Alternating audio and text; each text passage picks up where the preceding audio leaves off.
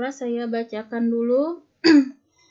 A'udzu billahi minasyaitonir rajim. Bismillahirrahmanirrahim. Walau ja'alnahu malakan laja'alnahu rajulan walalabasna 'alaihim ma yalbisun. Dan sekiranya Rasul itu kami jadikan dari malaikat, pastilah kami jadikan dia berwujud laki-laki. Dan dengan demikian pasti kami akan menjadikan mereka tetap ragu, sebagaimana kini mereka ragu. Nah, jadi ayat 9 ini masih terkait ya tentang orang-orang kafir ya di ayat sebelumnya yang meminta ya bahwa bukti kerasulan itu maupun wahyu mereka menginginkan bukan ya dari manusia tetapi dari malaikat ya. Nah, maka di sini Allah jawab ya keinginan mereka. Seandainya Allah turunkan malaikat pun ya kata Allah dan berwujud laki-laki ya, maka pastilah kata Allah ya mereka tetap ragu. Nah, sebagaimana mereka ragu pada saat ini. Nah, jadi orang kafir itu memang senantiasa ya meragukan ya kerasulan Muhammad SAW. Mereka berontak memang ya karena mereka itu yang berontak ini rata-rata kaum kafir yang berkedudukan tinggi ya di Mekah ketika itu, yang kaya ya, kemudian yang tokoh-tokoh masyarakat ya. Nah, sementara Rasulullah ya kondisinya walaupun kakek beliau ya Abdul Muthalib itu juga merupakan tokoh, namun mereka tidak menyangka ya kalau yang diutus itu adalah Rasulullah yang menurut mereka itu tidak pantas bagi mereka karena mereka menganggap miskin ya, mereka tuh inginnya kalangan yang artinya yang kaya, yang berkedudukan tinggi ya. Jadi segala macam lah mereka menolak. Namun Allah membongkar ya sebenarnya yang paling mereka takutkan itu karena mereka menyadari ya kemarin di ayat sebelumnya bahwa ketika beriman ya la ilaha illallah, nah maka di situ ketika sudah menyatakan tidak ada Tuhan selain Allah, maka mereka paham betul konsekuensinya ya, maka semua ya aturan dalam kehidupannya akan berubah ya mengikuti aturan Allah ya. Nah, karena paham tentang la ilaha illallah inilah mereka menolak ya.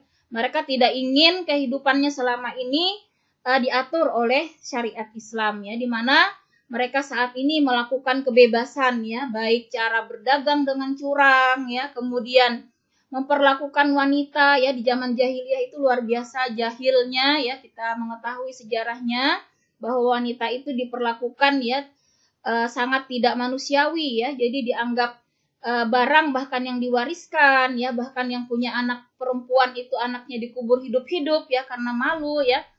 Nah, karena itulah mereka ini segala cara ya menolak ya untuk bersyahadat karena mereka tahu ya dengan bersyahadat itu artinya segala atribut ya selama ini yang mereka bangga-banggakan itu maka harus diatur menurut aturan Allah ya, termasuk di pembahasan awal ya binatang ternak ya Al-An'am itu sendiri yang merupakan kebanggaan ya kekayaan mereka tidak ingin diatur menurut Islam. Nah, karena kalau menurut Islam ada aturan ya ketika punya binatang ternak maka wajib zakat ya ketika hisab, dan ada juga wajib berkurban. Nah, itulah yang mereka takutkan ya dengan mengikuti aturan Allah. Nah, sehingga itu sebenarnya karena bentuk penolakan mereka saja ya akhirnya mereka memintanya macam-macam ya untuk bukti kerasulan yang pada hakikatnya mereka sendiri sudah tahu betul ya bahwa Nabi Muhammad itu orang yang sangat mereka percaya ya. Bahkan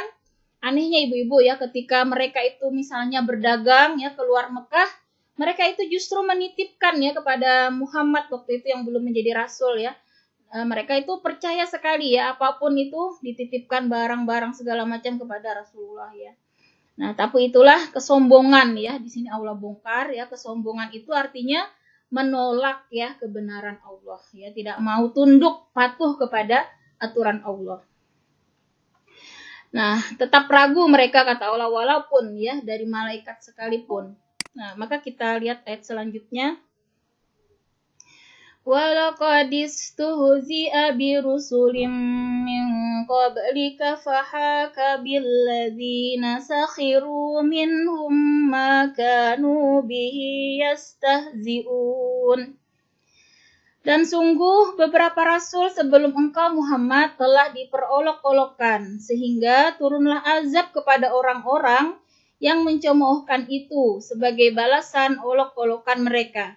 Nah, di sini Allah menghibur Rasulullah Muhammad Shallallahu Alaihi Wasallam menghibur beliau bahwa Allah ceritakan rasul sebelumnya pun telah diperolok-olok juga oleh kaumnya dan itu memang sudah sunatullah merupakan ujian dari Allah kepada para rasul sebagai bentuk ujian apakah mereka tetap teguh mengemban amanah yang sangat besar tidak peduli mau diolok-olok, mau disakiti, bahkan ancaman dibunuh sekalipun mereka tidak gentar Maka di sini Allah memberikan penguatan dan juga hiburan kepada Rasulullah untuk tetap tegar berdakwah, menyeru manusia kepada la ilaha illallah Muhammad Rasulullah Nah, maka di sini Allah tegaskan yang mengolok-olok itu kata Allah nantinya akan mendapat azab Nah, jadi kalaupun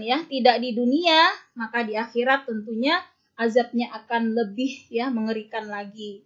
Nah, karena itu umat Islam tidak perlu kita pesimis Walaupun kita melihat saat ini di belahan dunia berbagai macam Islam itu selalu dipojokkan dengan berita-berita yang kadang itu tidak sesuai fakta realita namun berita itu kebanyakan sudah dipelintir oleh kepentingan orang-orang khususnya kaum kafir yang bersatu untuk melawan Islam. Jadi kita umat Islam jangan sepenuhnya percaya dengan berita-berita yang tentunya sumber-sumbernya itu kalau kita lihat memang banyak merugikan umat Islam, di mana umat Islam itu selalu didiskreditkan selalu dijelek-jelekan dan kadang banyak tidak sesuai fakta. Karena itu kita harus yakin tadi bahwa kebenaran itu benar-benar Islam itu benar-benar agama yang Allah ridai sehingga kita tidak terpengaruh oleh olokan mereka dan kita tidak terpancing Kita tetap menunjukkan kekuatan iman kita dengan tetap bersabar tetap istiqomah di jalan Allah tidak terpengaruh Nah, disinilah keteguhan kita diuji dengan berbagai macam ujian saat ini. Nah, sehingga ini menjadikan hiburan juga tadi bagi orang-orang yang berjuang di jalan Allah untuk tidak pernah putus asa walaupun mungkin ditolak mungkin kadang dicemooh, diserang pribadinya Banyak ibu-ibu, kadang itu kalangan ulama yang kadang pribadinya itu diserang untuk menjauhkan umat dari mereka namun kita harus bisa membedakan antara umat dan fans Kalau fans itu memang membabi buta sukanya dituruti semua apa yang dia dia sukai Namun kalau kita umat, kita harus melihat di mana dia sebagai manusia, maka wajar kadang mungkin melakukan hilaf selama yang diajarkan dia itu adalah benar, itulah yang kita ambil. Jadi kita mengambil apa yang disampaikan Kalau selama berdasar pada Al-Quran dan hadis tidak membawa kesesatan, maka kita tetaplah selalu berprasangka baik Karena itulah cara kaum kafir itu untuk menghancurkan umat Islam itu dijauhkanlah kita dari ulama Karena dengan kita jauh dari ulama, jauh dari ilmu agama, maka sangat mudah bagi mereka untuk akhirnya menjajah kita baik dari segi pemikiran dari segi kehidupan berbagai macam fashion, food, segala macam kita sudah banyak yang dijajah. Akhirnya kita tersibukkan terlalaikan dari kewajiban utama kita yaitu beribadah. Justru kita lebih banyak kadang mengurusi urusan dunia. Nah, coba kita lihat sekarang Bu dalam urusan food saja gitu akhirnya orang menghabiskan waktu berjam-jam gitu sampai makanan itu disajikan begitu indah, cantik sampai harganya jutaan gitu demi memenuhi nafsu. Padahal hakikatnya makanan itu kan hanya sebagai intinya kan hanya sebagai kebutuhan untuk kita ini tetap sehat. Tapi sekarang itu akhirnya dibuat segala macam ya, dan itu kan melalaikan ya kebanyakan ya. Nah, mudah-mudahan kita tidak terlalu ya terpengaruh dengan hal-hal tersebut. Ini yang berhasil anak muda, kadang mereka ibaratnya itu sudah dijajah pemikirannya ya, sehingga kita lihat anak-anak muda itu jauh sekali Bu ya dari menuntut ilmu agama. Nah, ini yang kita perlu risaukan ya, masa depan Islam ke depan itu bagaimana ya kalau anak kita hanya disibukkan ya dengan hal-hal duniawi, tidak ada yang mau sungguh-sungguh ya menuntut ilmu agama yang nanti mengamalkan, mengajarkan, maka walau alam ya kalau sudah Islam ini tidak ada di muka bumi ya kiamat berarti ya. Nah, karena itu ini tugas kita sebagai orang tua untuk berusaha ya mendidik anak-anak kita untuk berakidah yang teguh ya, karena perjuangan kita di masa akan datang ini bukan lagi yang kadang dijajah fisik ya, namun dari pemikiran ini yang lebih bahaya laten istilahnya ya, kita tidak sadari, namun anak-anak itu sudah banyak yang tidak mengenal Allah ya, tidak mengenal Rasulullah ya. Kalau ditanya artis Korea aja mereka serempak menjawab semangat tahu ya, tapi kalau sudah urusan sahabat-sahabat Rasul yang dijamin masuk surga kadang atau apa, sama sekali mereka asing ya. Nah, justru harusnya sahabat-sahabat Rasul inilah yang dan Rasulullah inilah yang harusnya mereka kenali ya, sebagaimana mereka mengenal istilahnya dirinya sendiri ya, karena itu wajib ya bagi kita untuk mengenal Rasul ya, karena dari pribadi Rasulullah inilah semua Al-Quran ini diterapkan ya. Nah, melalui keteladanan Rasul inilah yang Allah jamin uswatun hasanah ya, teladan yang baik ya.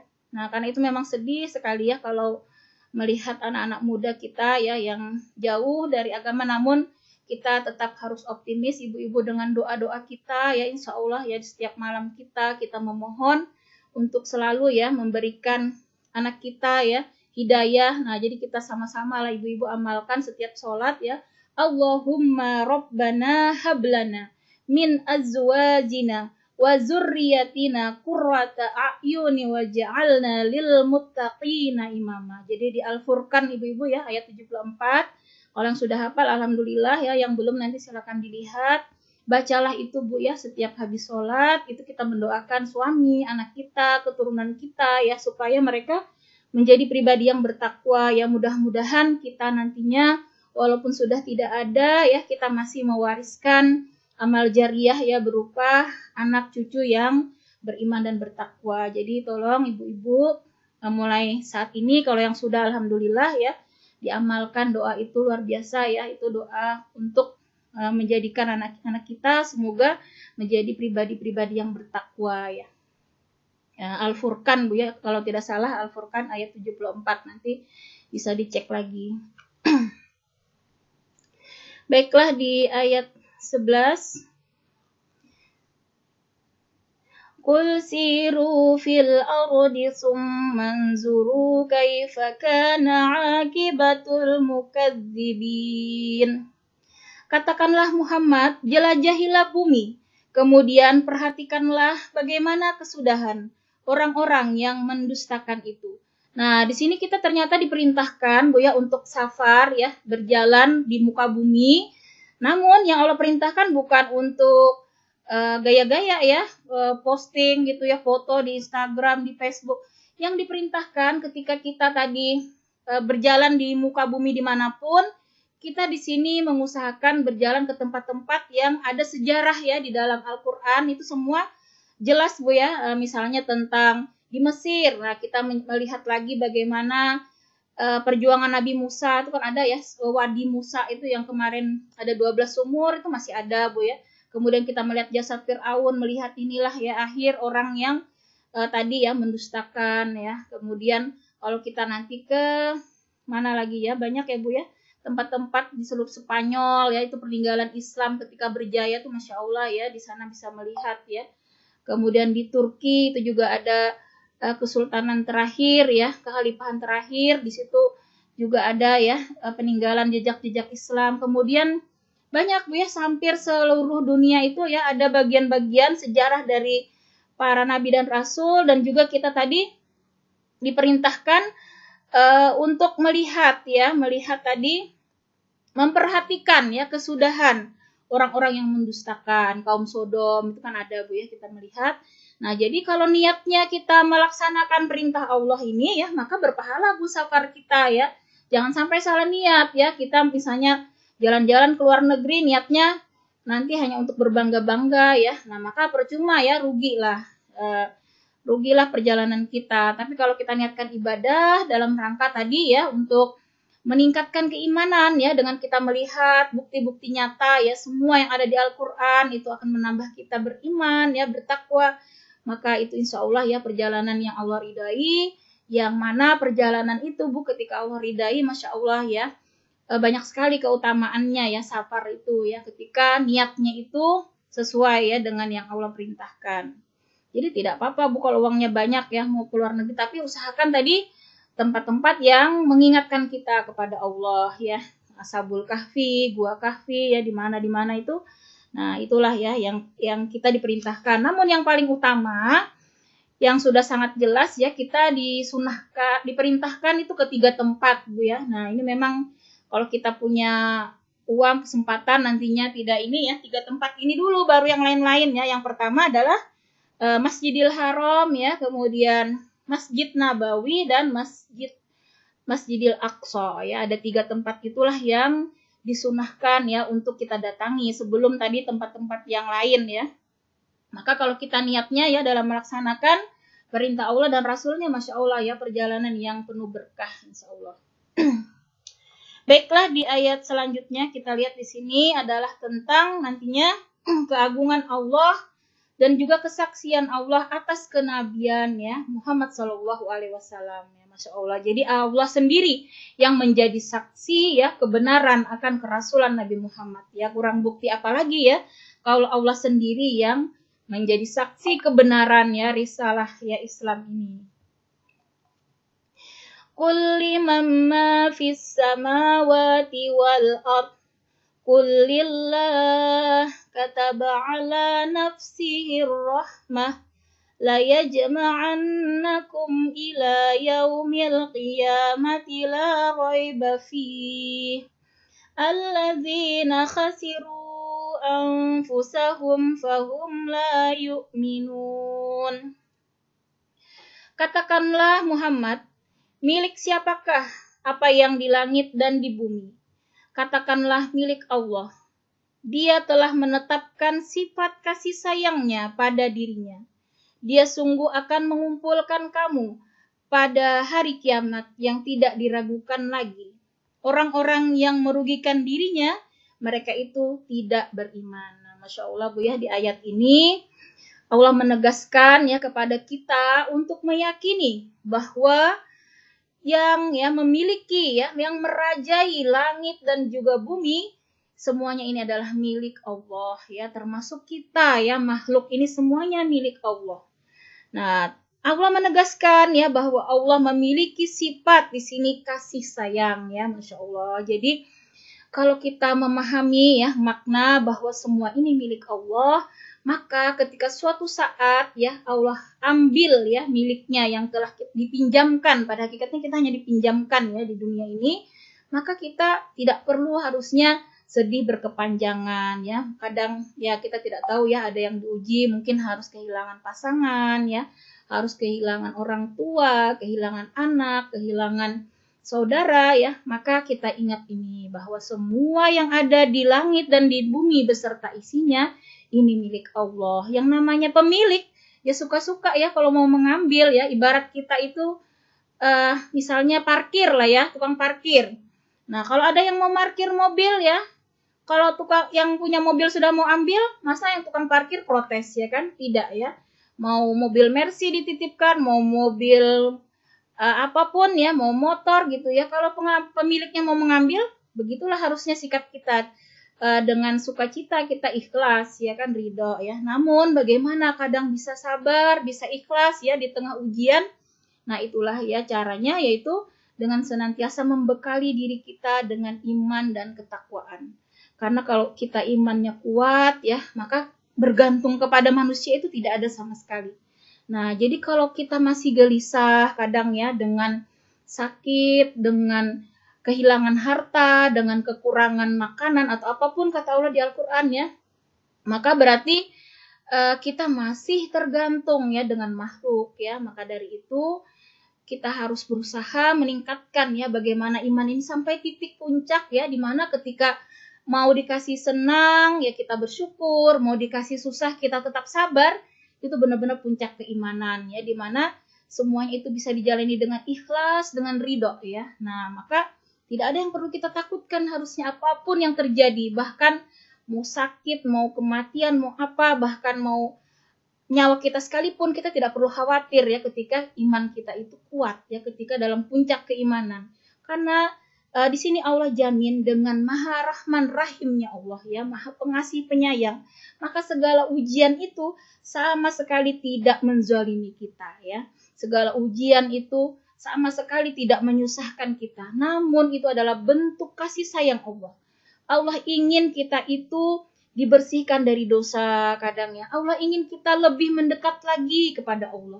Allah ingin kita menangis memohon kepada Allah, menyadari bahwa kita itu sangat tidak punya kemampuan kecuali dengan pertolongan Allah. Menghilangkan kesombongan kita kadang ya. Karena banyak kadang dengan harta, dengan jabatan ya, orang akhirnya merasa dia punya segalanya, akhirnya dia tidak butuh lagi dengan Allah ya, tidak butuh dengan mau ngaji, nggak peduli ya, tidak butuh dengan agama ya, dia merasa semuanya bisa dibeli. Sebagaimana contoh adalah Qarun ya. Qarun itu dia merasa dia hebat ya, dia merasa kekayaannya itu karena kepintarannya, kehebatannya, maka dia lalai ya untuk bersyukur, dan akhirnya dia termasuk orang-orang tadi yang di sini merugikan dirinya sendiri. Nah, kata Allah di sini, tidak beriman itu sebenarnya kerugian bagi dirinya sendiri ya. Karena itu yang paling berharga di dunia ini bukan harta ya, bukan keluarga, bukan jabatan, bukan apapun, namun adalah iman ya. Iman itulah harta yang paling berharga yang harus kita pertahankan sampai mati ya. Bahkan nyawa sekalipun taruhannya itu kita harus pertahankan. Bagaimana kita mati dalam kondisi beriman, itulah harta yang paling berharga. Nah, jadi sebenarnya kesedihan orang-orang beriman itu kalau dia tidak merasakan khusyuknya sholat ya, kalau dia tidak merasakan keikhlasan dalam beramal, justru itu yang mereka anggap barang berharga yang hilang ya. Kalau ulama-ulama zaman dulu itu bukan hilangnya harta, bukan hilangnya keluarga dan lain-lain, tapi yang mereka sedihkan kalau sampai sholat itu kok hampa gitu, tidak khusyuk ya, kok bisa mereka tidak merasakan sampai nangis misalnya baca Quran gitu ya, padahal sudah jelas sekali di sini azab Allah itu mengerikan, tapi kok hatinya tidak ada bergetar. Nah, itu justru yang mereka risaukan, mereka sedihkan, beda dengan orang sekarang ya. Nah, dan kita di sini harus belajar ya menteladani salafus soleh bagaimana supaya kita sampai nanti iman kita ke titik puncak seperti itu ya, dimana yang berharga itu adalah iman tadi yang justru jangan sampai hilang ya, ataupun berkurang dari diri kita ya, yang perlu kita tangisi ya. Jadi bukan hanya sakit fisik saja yang sibuk kita sedihkan kadang ya, sana sini cari obat, namun kita lalai ya mengobati hati kita ya, ketika hati kita keras ya, hati kita mudah emosi, mudah marah, kadang kemudian mudah protes dengan takdir Allah, tidak sabar, tidak ikhlas. Justru itu penyakit yang lebih berbahaya ya, karena kalau penyakit di dunia itu kita meninggal, jasad kita ditinggal, selesai ya. Namun penyakit hati kalau sampai kita bawa ke dalam kematian ya, kita lalai bertobat, nah itu semua akan dihisap ya, dan akan dijanjikan azab yang sangat pedih ya. Nauzubillah summa nauzubillah. Baiklah, kita lihat ayat selanjutnya. Walahu ma sakana fil laili wan nahar wa huwas samiul alim. Dan miliknya lah segala apa yang ada pada malam dan siang hari, dan dialah yang maha mendengar, maha mengetahui. Nah, ini sudah sangat jelas ya, Allah untuk kembali mengetuk pikiran akal kita supaya kita jangan sampai terperdaya tadi ya untuk menjauhi keimanan. Nah, Allah sudah buktikan melalui fenomena ya, ayat-ayat kauniyah yang ada di alam berupa malam, siang ya, itu merupakan bukti kebesaran Allah ya. Masya Allah, luar biasa ya, malam siang ini merupakan suatu bukti yang coba kita bayangkan Bu ya, mengatur yang sangat luar biasa ya, alam semesta ini tidak pernah meleset ya, yang namanya satu hari 24 jam gitu ya. Itu luar biasa, kuasa yang maha luar biasa ya. Maka di sini Allah tegaskan lagi, Dia maha mendengar ya dan maha mengetahui. Nah, sehingga bukti keimanan kita, maka ketika kita paham betul Allah maha mendengar dan maha mengetahui, maka wujud ya, wujud dari keimanan akan maha mendengar dan mengetahui ini, maka kita harus berhati-hati dalam berkata ya, kemudian dalam melakukan perbuatan, perkataan, bahkan pikiran ya, untuk tidak jauh, tidak akan keluar dari syariat Allah. Artinya kita benar-benar berpikir yang positif ya, berkata yang baik atau diam kata Rasulullah ya. Jadi kalau kita tidak bisa berkata-kata yang baik, lebih baik kita diam ya. Nah, karena setiap kata yang kita ucapkan itu maka sudah jatuhnya dihisap ya. Kalau itu kebaikan, maka itu akan mendapatkan pahala ya. Namun kalau keburukan ya, itu akan berdosa. Nah, begitu juga maha mendengar ya.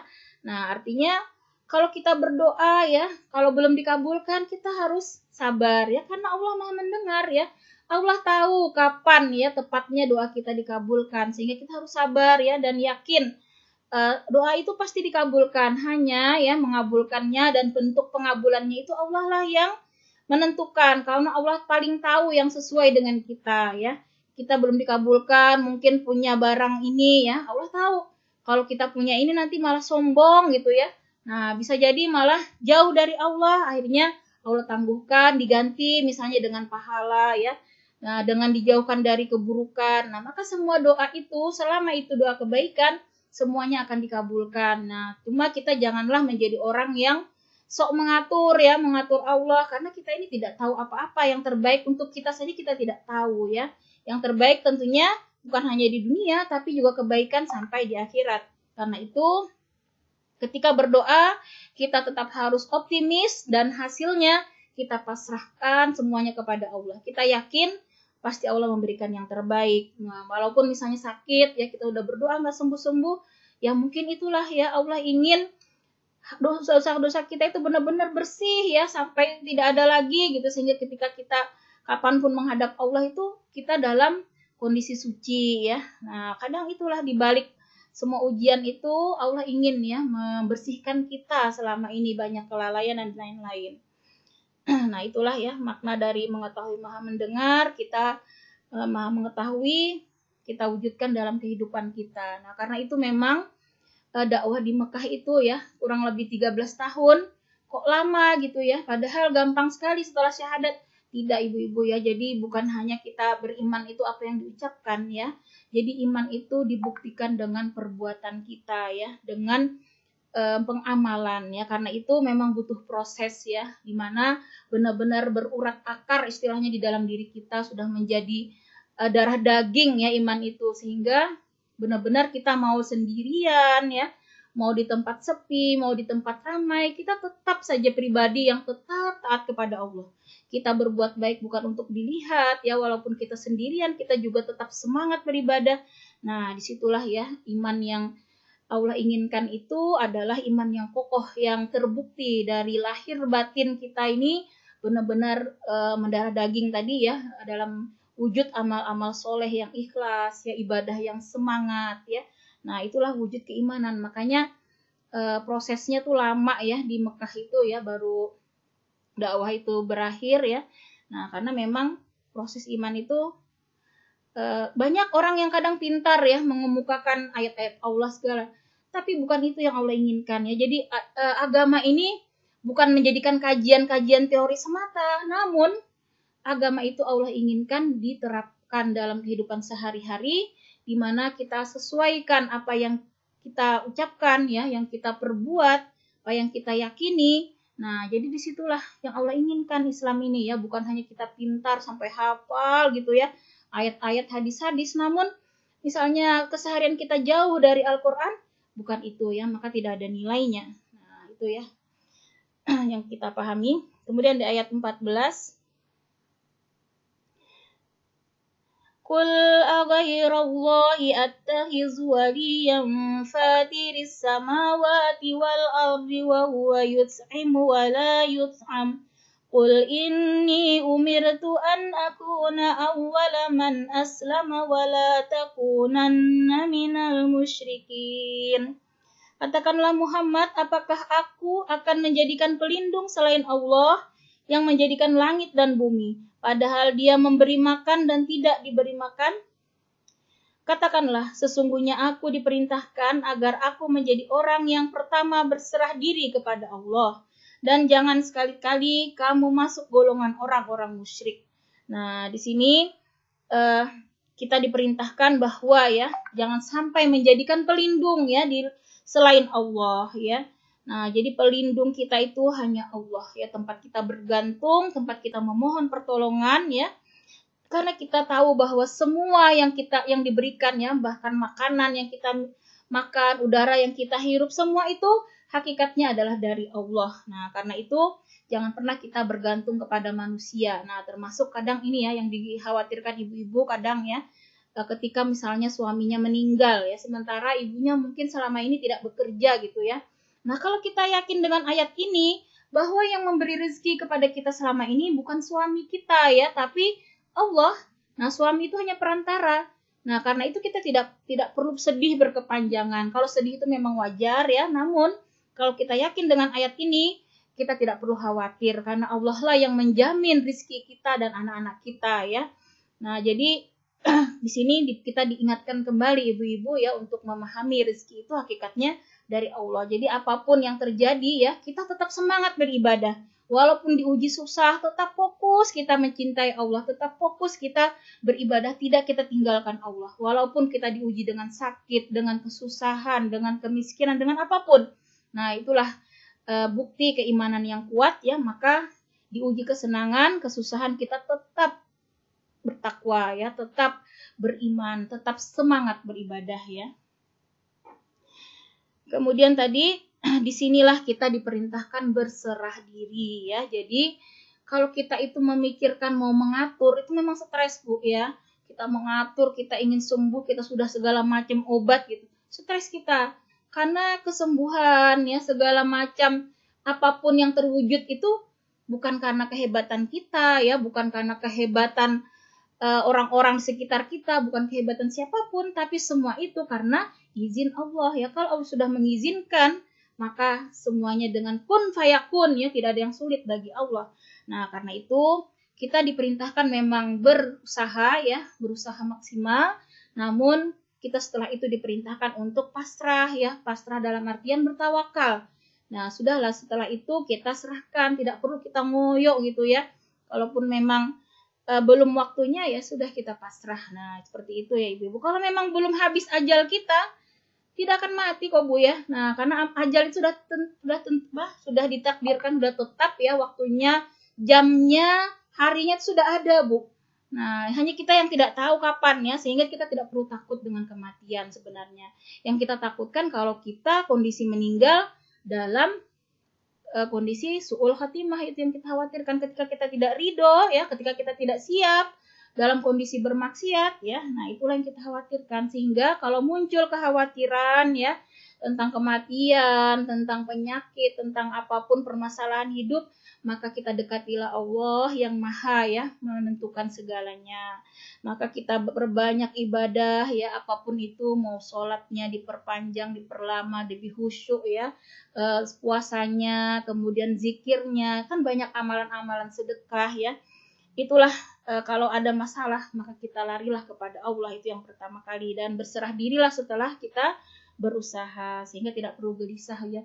Ketika sakit ya dinikmati aja Bu, sakit itu kita sambil ya Allah, semoga sakit ini menggugurkan semua dosa-dosaku, mohon ya Allah. Jadi ikhlaskan saja penyakit-penyakit itu di tubuh kita. Sudah ambil nih virus, ambil aja nih semua dosa-dosaku. Insya Allah Bu, bersih dosa kita ya setelah kita sembuh itu ya. Nah, maka bahkan di dalam hadis dikatakan ketika kita sakit demam saja 1 hari Bu ya, namun kita pasrah, ikhlas ya, sabar menerima, itu menghapus dosa 1 tahun Bu ya, Masya Allah. Apalagi kalau berhari-hari sakitnya ya. Nah, jadi di balik COVID itu mungkin banyak juga rahasia Allah ya, ingin ya umat Islam itu kembali ya suci. Kan banyak kita lihat hikmahnya ya di balik Covid itu, ternyata juga udara itu semakin bersih ya, dengan orang jarang bepergian, polusi udara ya, lapisan ozon yang pertamanya itu banyak bolong-bolong sekarang sudah bersih lagi ya. Masya Allah, ternyata banyak hikmahnya Bu ya, sehingga kita tidak perlu berburuk sangka kalaupun memang kok banyak yang meninggal, ulama segala macam ya. Nah, itulah cara Allah memang ya memanggil orang-orang yang dicintai. Memang Allah ingin dia mati syahid mungkin ya, segala macam, sehingga semuanya kita berbaik sangka dan tetap optimis. Selama kita sudah berusaha maksimal ya mendidik anak kita tadi, generasi kita, setelah itu kita pasrahkan saja apa yang terjadi dengan doa ya, dengan usaha maksimal, karena bukan hasil yang Allah nilai, namun adalah usaha kita ya. Sebagaimana tadi Allah menghibur Rasulullah ya untuk tidak pernah gentar ya, tidak pernah putus asa dalam berdakwah. Baiklah, ayat 15. Qul inni akhafu in asaitu rabbi azaba yaumin azim. Katakanlah Muhammad, aku benar-benar takut akan azab hari yang besar, hari kiamat, jika aku mendurhakai Allah, mendurhakai Tuhanku. Nah, jadi kita diperintahkan untuk selalu menanamkan rasa takut Bu ya akan azab Allah. Nah, karena itu kita perlu ya mengetahui tentang misalnya ngerinya api neraka ya, supaya kita ini jangan kebablasan ya dalam hidup ya. Nah, supaya kita ada rasa ada remnya ya, remnya. Rasa takut ini menjadi rem Bu. Karena ketika kita sendiri ya, misalnya di kamar, bisa saja kita mau nonton tayangan yang pornografi misalnya, atau menonton yang gosip gitu ya. Namun ketika kita punya rasa takut, ini kita tadi tahu Allah Maha melihat ya, Maha mendengar, maka itu menjadi rem kita untuk tidak sama sekali ya menggunakan HP kita, menggunakan sarana ini untuk kemaksiatan. Namun kita gunakanlah misalnya untuk mendengarkan Al-Quran, untuk melihat pengajian. Nah, itu justru menjadi pahala, karena pada dasarnya kan mubah Bu ya, seperti HP dan lain-lain, TV itu mubah, namun tergantung kita mau digunakan untuk kebaikan, bisa menjadi sarana ibadah ya. Nah, jadi di sini ini juga perlu kita tanamkan kepada anak-anak kita ya, rasa takut kepada Allah, karena kita tidak bisa mengawasi mereka 24 jam ya. Mereka di kamar itu bisa saja apa yang mereka lakukan ya, karena medsos itu tidak ada filternya sama sekali ya, semua itu bisa diakses sekarang itu. Nah, jadi tinggal inilah yang harus kita tanamkan ya, keimanan yang kuat kepada anak-anak kita, supaya mereka itu sadar ya akan pengawasan Allah.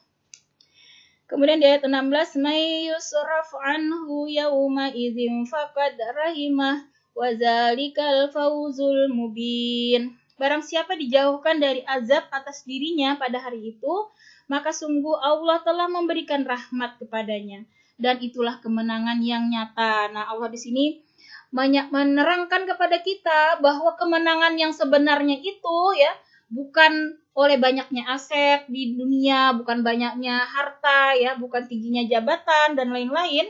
Namun kemenangan yang sebenarnya itu adalah ketika kita terhindar dari azab kubur maupun azab neraka. Nah, dan mendapatkan rahmat Allah sehingga kita ditetapkan menjadi penghuni surga. Nah, itulah sebenarnya tujuan hidup kita yang utama, yang hakiki. Sedangkan dunia dan lain-lain ini sebagai sarana, justru harusnya menjadi sarana kita untuk meraih tujuan kita tadi, yaitu mencapai rahmat Allah ya, mencapai tadi ridha Allah ya. Jangan terbalik, jangan sampai kita yang jadi budak harta ya.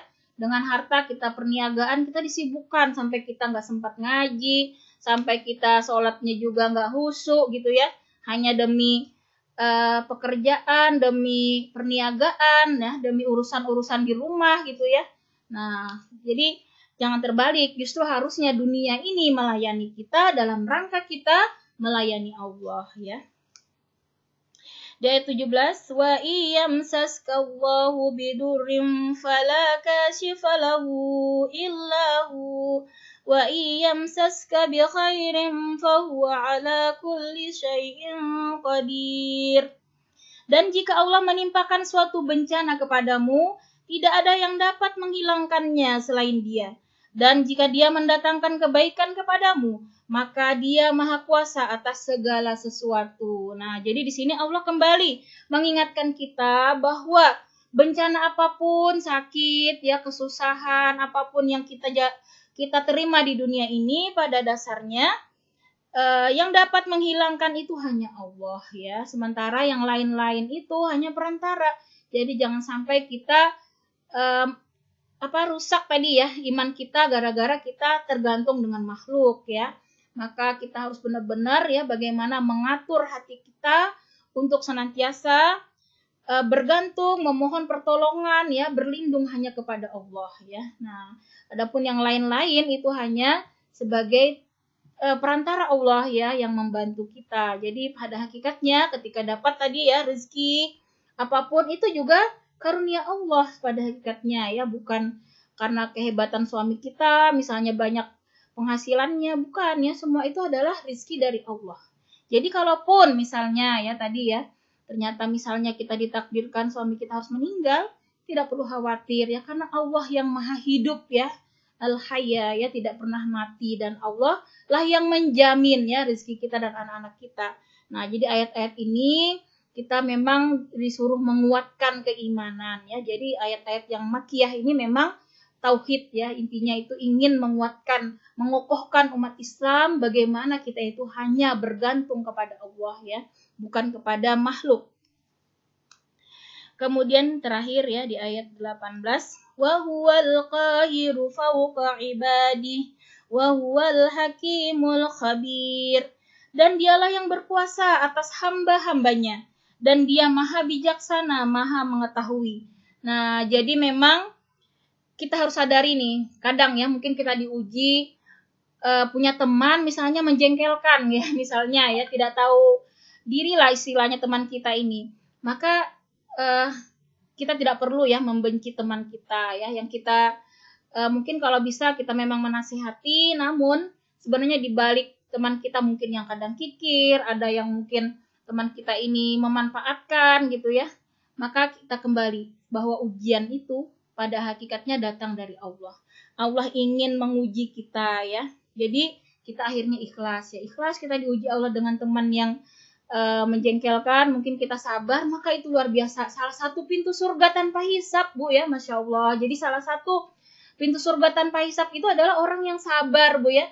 Orang yang sabar mendapat ujian tadi ya, misalnya ujian entah dari teman, dari pasangan hidup gitu ya, dari anak, dari manapun, tapi kita tetap ikhlas saja menjalani, tetap kita berusaha untuk melakukan yang tidak sampai keluar syara ya, walaupun kadang mungkin sudah sampai ke ubun-ubun gitu lihat anak kita mungkin saking jengkelnya gitu ya, tapi kita harus ingat lagi ini adalah ujian, maka kita harus tenang, ibu-ibu tetap sabar, kita nasihati anak-anak kita dari hati ke hati ya, kemudian kita doakan ya, jangan sampai kita membenci ya, apalagi menjauhi mereka, karena mereka itu adalah pada hakikatnya tanggung jawab kita ya sebagai ibu, terutama tanggung jawab kita adalah bagaimana mengantarkan anak-anak kita sebagai ahli surga. Termasuk siapapun ya, manusia siapapun, mau kita kenal, mau kita tidak kenal, maka semuanya kita doakan kebaikan ya. Karena ketika orang mendapat hidayah karena kita, misalnya karena doa-doa kita, maka luar biasa kata Rasulullah, bahkan itu ganjarannya lebih dari mendapatkan 1 ekor unta merah. Nah, unta merah itu harganya mungkin 200-an juta atau lebih, Bu ya. Kalau zaman dulu, atau sekarang mungkin udah ada yang miliaran ya. Saking mahalnya, berharganya gitu. Nah, karena itu kita jangan pelit-pelit ya, berdoa itu doakan saja semuanya ya. Doakan kebaikan, doakan mereka semua kesehatan. Itu pada dasarnya semua doa itu kembali lagi kepada kita ya. Jadi kita gak usah pelit-pelit berdoa ya. Gak usah stres, gak usah panas gitu melihat tetangga misalnya tambah makmur. Justru kita harusnya berbahagia, ikut bersyukur ya. Karena ini tadi ya, Allah Maha Kuasa. Jadi kita juga nggak bisa memaksa, kadang ini teman kita tadi menjengkelkan, kita kok dia nggak sadar-sadar gitu. Nah, karena memang kita tidak kuasa ya, yang maha menggenggam hati itu adalah Allah, maka kita doakan, ya Allah semoga hatinya lembut, semoga dia tidak pemarah lagi, semoga dia tidak jahat lagi dan seterusnya ya. Termasuk misalnya pasangan kita, anak kita ya, dan seterusnya, maka kita kembalikan lagi kepada Allah yang maha menguasai tadi hamba-hambanya ya. Jadi memang kalaupun doa kita belum dikabulkan, sabar ya, maka itu Masya Allah tadi menjadi salah satu pintu surga tanpa hisab ya ibu-ibu ya. Pahala sabar itu luar biasa. Dia maha bijaksana. Nah, maka segala yang terjadi ini sudah diperhitungkan luar biasa matang sama Allah, tidak ada yang luput dari perhitungan Allah ya. Semua kejadian ini sudah detil Allah perhitungkan ya, termasuk virus yang saat ini pun itu sudah semuanya Allah yang mengatur ya, mengapa sampai terjadi. Maka tidak perlulah kita sibuk sana sini ya. Kita fokus saja mendekati Allah, memohon kepada Allah ya yang terbaik ya, memohon pastilah ya kita ini itu intinya bagaimana kita bisa sabar, bisa lulus ujian ya. Ketika diuji dengan kondisi saat ini kita bisa tetap tegar, istiqomah ya, tidak menurun iman kita, bahkan kita lebih mendekat lagi kepada Allah. Nah, dan Allah Maha mengetahui, artinya semua ini sudah diperhitungkan dengan ilmu yang luar biasa ya. Jadi jangan sampai kita itu marah dengan takdir ya, karena orang yang paling dibenci ya oleh Allah dan Rasulnya itu adalah orang yang tidak menerima takdirnya. Jadi hati-hati sekali Bu, jangan sampai kita berkeluh kesah ya, karena itu Rasulullah dan Allah sangat benci ya orang yang tidak mau menerima takdir ya.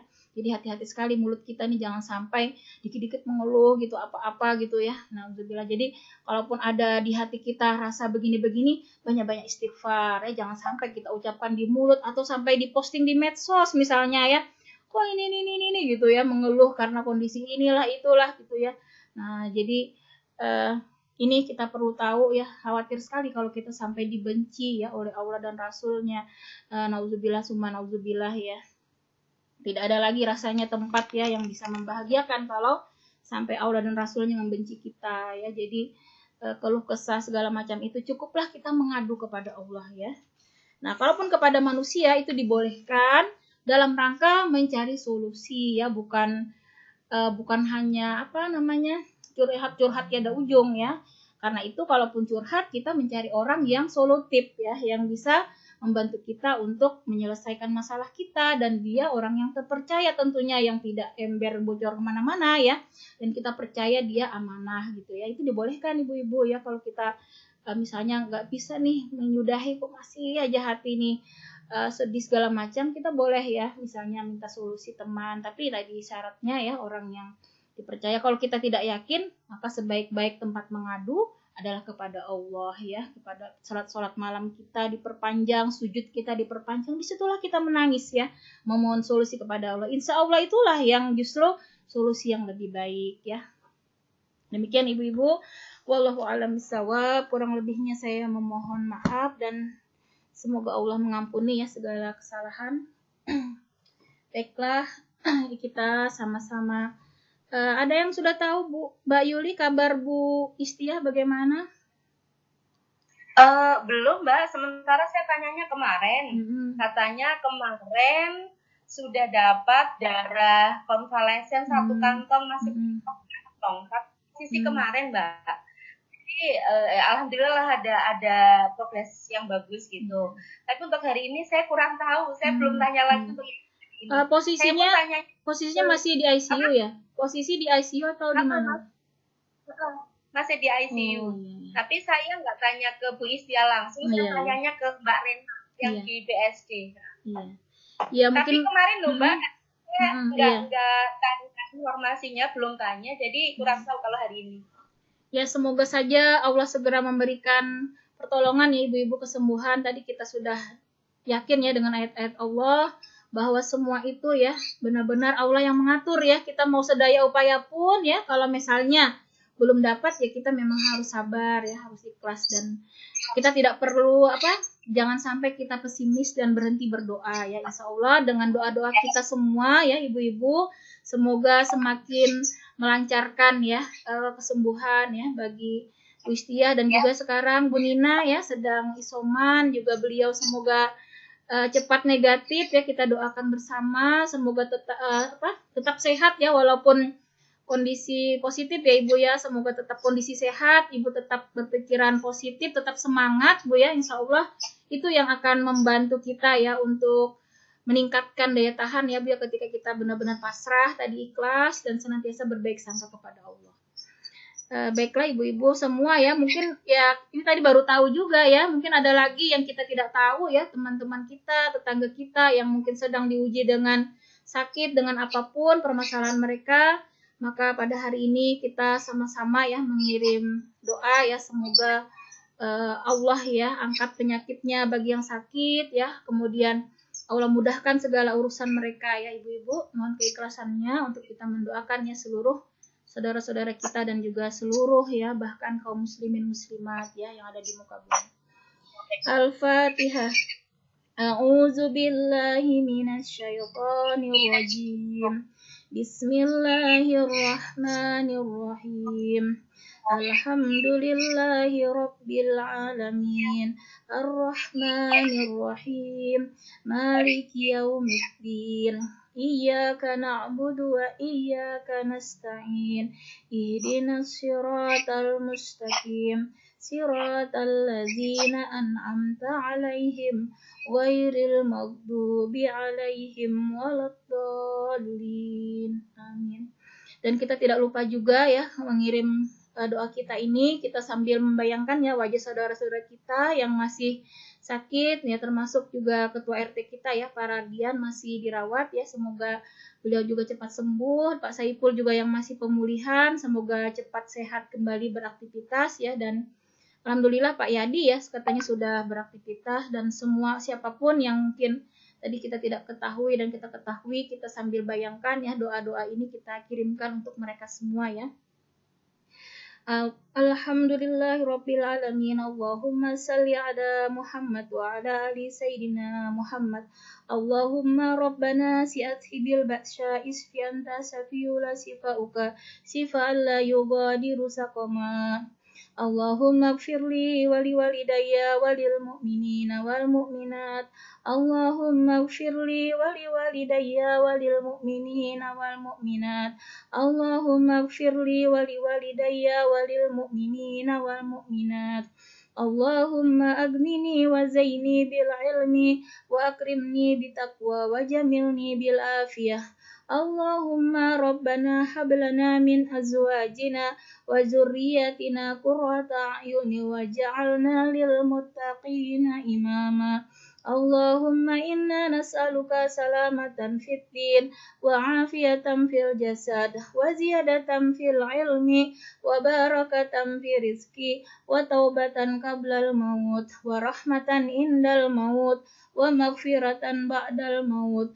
Allahumma hawwin alaina fi syakaratil maut wan najata minan nar wal afwa indal hisab wa la tuzigh qulubana ba'da idh hadaitana wa hab lana min ladunka rahmah innaka antal wahhab. Allahumma ridaka wal jannah wa na'udzubika min sakhatika wan nar.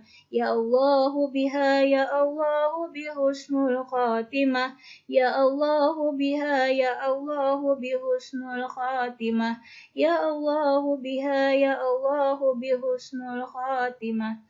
Rabbana atina fid dunya hasanah wa fil akhirati hasanah wa qina azabannar. Subhana rabbika rabbil izzati amma yasifun wa salamun alal mursalin walhamdulillahi rabbil alamin. Jazakumullah khairan katsira ibu-ibu atas doanya semua. Semoga Allah mengijabah doa kita, serta semoga Allah mengkaruniakan kita, keluarga kita, dan juga seluruh ya kaum muslimin muslimat senantiasa diberikan kesehatan, perlindungan, keselamatan ya. Dan tentunya kita selalu berharap ya hidayah, taufik, inayah dari Allah dan senantiasa dalam keridaan Allah. Amin. Allahumma amin. Demikian ibu-ibu semua, mohon maaf lahir batin. Kita tutup ya bersama-sama dengan doa kafaratul majelis dan hamdalah. Subhanakallahumma wa bihamdika asyhadu an la ilaha illa anta astaghfiruka wa atubu ilaik. Walhamdulillahi rabbil alamin. Sampai jumpa lagi ibu-ibu. Semoga sehat selalu ya Bu Nina. Iya, sama-sama.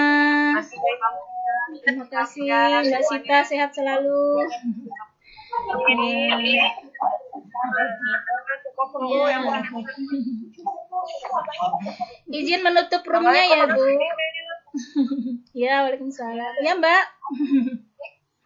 Sehat Mbak Eti.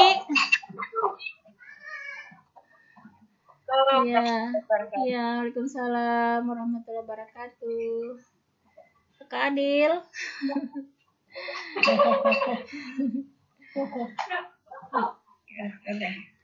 Halo Kak Adil.